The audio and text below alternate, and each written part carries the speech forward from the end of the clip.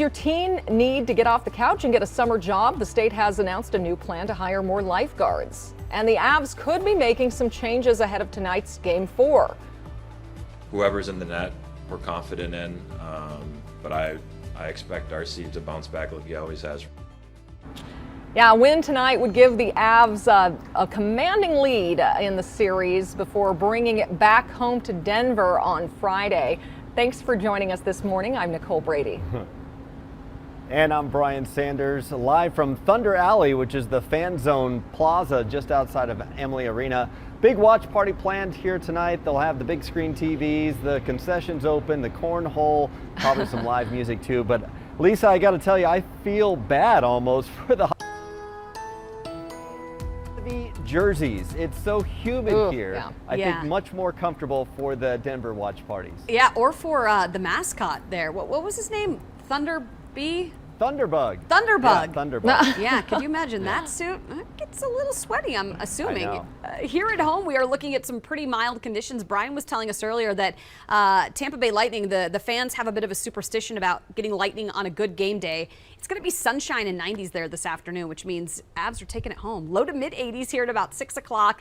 We're going to see in town for the game. Temperatures here at the watch party in the mid to upper 70s between about 9 and 10, so a pretty day.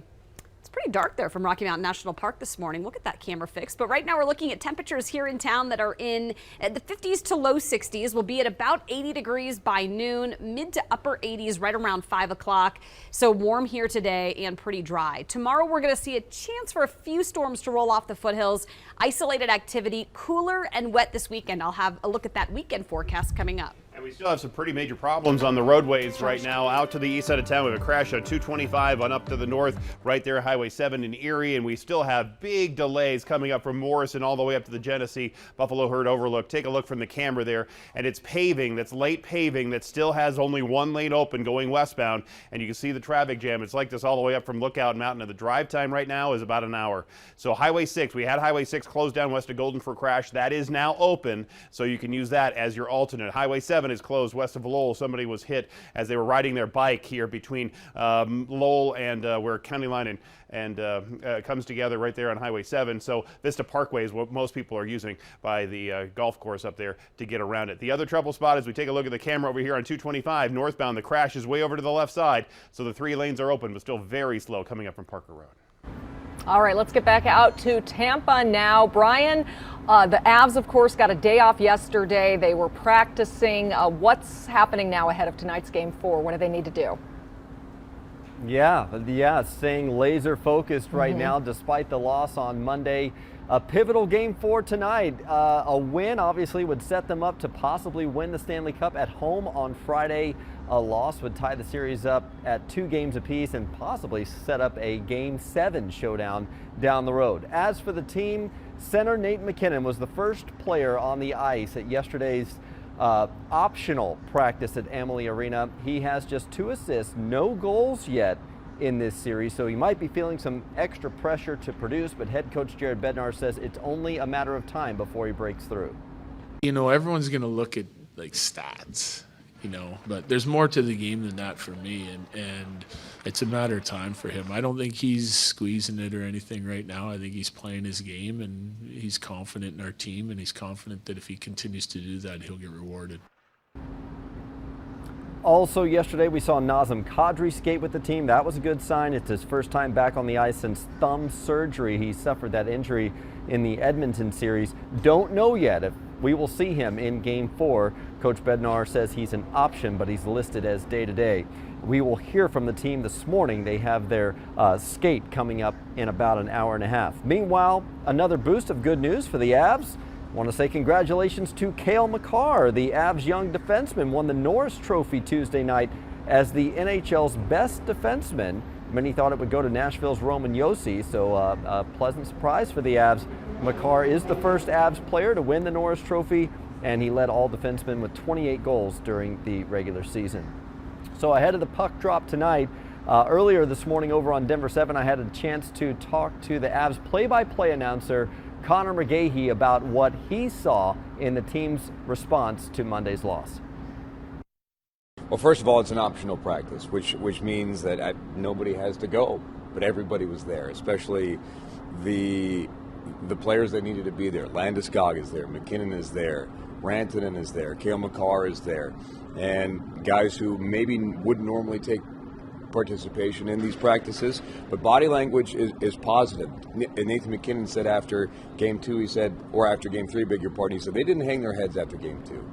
We're not going to hang our heads after game 3. Jared Bednar has described this group as resilient consistently, and that's what I think we'll see tonight, especially because they were the more rested group coming into the series. And you start to see that rest as the series goes along. I think tonight is that game. Are there particular players you are looking for who need to step up, or are there key players to watch in this game for?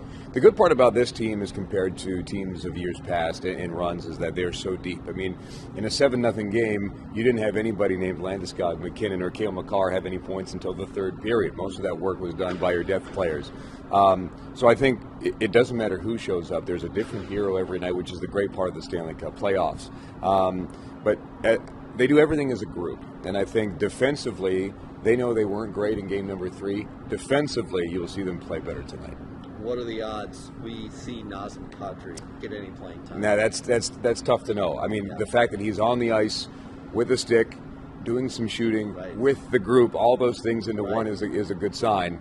So you don't know. We'll have morning skate here in a couple hours, 11:30 Eastern time, and then Jared Bednar will talk after that. We'll always have more information. But signs are starting to point in the right direction. John Cooper saying yesterday, Braden Point likely won't play in game number 4. We'll see if Kucherov plays for them. So there's a lot of anticipation in what the lineups will be for both sides here in game 4. Connor McGahey, thanks for joining us, and we'll hear from you tonight. Always a pleasure. Thank you. All right, Nicole, we'll send it back to you from Thunder Alley here in Tampa. All right, Brian, thanks. There are watch parties for game 4 tonight here in Denver. The one at Ball Arena is sold out, but you can go to Tivoli Quad, of course, or you can just watch our coverage from home. Denver 7's pregame show starts at 5:30, puck drops at 6, and then, of course, stay with us for our postgame coverage at Denver 7 News at 10. Today, President Biden will call on Congress and the states to pause their gas taxes. Here in Colorado, that could save us as much as 40 cents off every gallon. We just checked, and Colorado's average price today is just shy of the national average, $4.92 a gallon here. Denver 7's Micah Smith joins us live. And Micah, this is a move Governor Polis and other Democrats have been pushing for.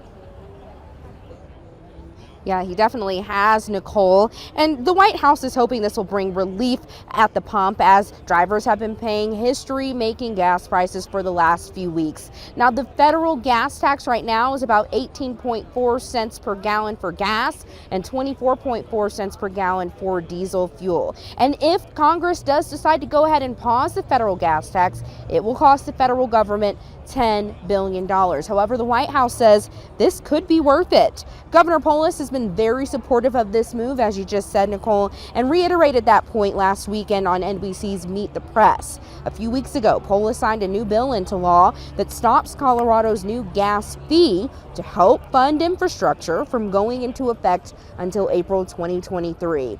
It would have added 2 cents a gallon on top of Colorado's gas tax, which is 22 cents per gallon. We talked to Skylar McKinley, Regional Director of Public Affairs with AAA, and he says the suspension of the fee and tax are nice, but drivers may not notice much of a difference. The president, like any policymaker, knows that this is the number one thing on Americans' minds right now. I think that there are symbolic gestures that can be made, but really, if the president could do much to lower gas prices, every president would lower gas prices as much as they could, especially in an election year. Now, the gas tax holiday still has a few hurdles to pass. First of all, Congress really hasn't made any moves toward fulfilling President Biden's request to suspend the tax. And also, President Biden is asking states to suspend their gas taxes. Reporting live, Micah Smith, Denver 7.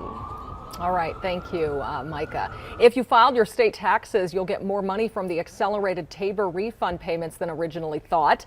This is money you were already going to get next spring, but a law passed last month means the checks are coming early. A new forecast says Colorado's economy is recovering more strongly than expected, so refunds for single filers will now be at least $750. That's up from $500 first anticipated. Joint filers will get twice as much. The check should arrive by September.